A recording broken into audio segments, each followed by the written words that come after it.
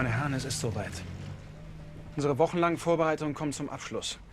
Morgen wird mit einem Großangriff auf die russische Zentralfront unsere Sommeroffensive beginnen, die auf den Frontvorsprung bei Kursk zielt. Der Deckname lautet Citadel. Der Angriff wird in 2 Keilen von Orel und Bielgorod ausgeführt werden. Östlich von Kursk treffen wir mit Hotsvierter Panzerarmee zusammen und schließen die Zange. Diese Schlacht wird den entscheidenden Durchbruch erzielen und der deutschen Wehrmacht die Initiative zurückgeben. In 6 Tagen muss Kursk gefallen sein. Der Führer erwartet, dass jeder einzelne Mann in den nächsten Tagen sein Bestes gibt. We're so used to seeing in our cinema, when we're seeing World War II movies, everything is about how terrible D-Day was, and no one's going to argue D-Day was pretty horrendous. Kursk was the largest armored battle in history, even to this day. It was vicious on a level that certainly no battle that we fought in the West has ever faced. And yet it's one of those that is almost completely unknown to most people on this side of the Atlantic. They've never heard of it. And there was a part of me that was hoping they'd give a little bit more about that battle, because clearly the German audience understands what it means to just simply say the word Kursk, the way we understand what it means to say the word D-Day.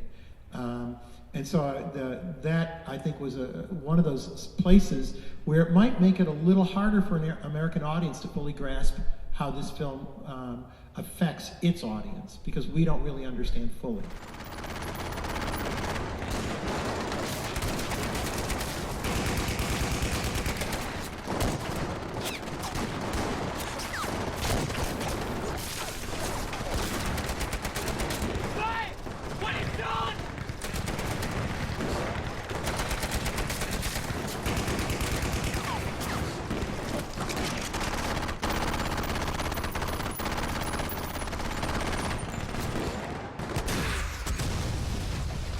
Again, Americans tend to sort of see the Western front of the war and the Eastern front as somehow equal, and it wasn't that at all. About 9/10 of the casualties of the Second World War happened in the East as opposed to the West.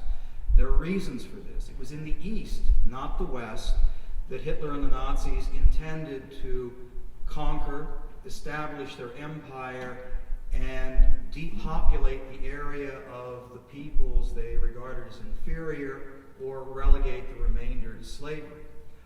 So the war in the East was a war of unbridled conquest and extermination, which you did not have in the West.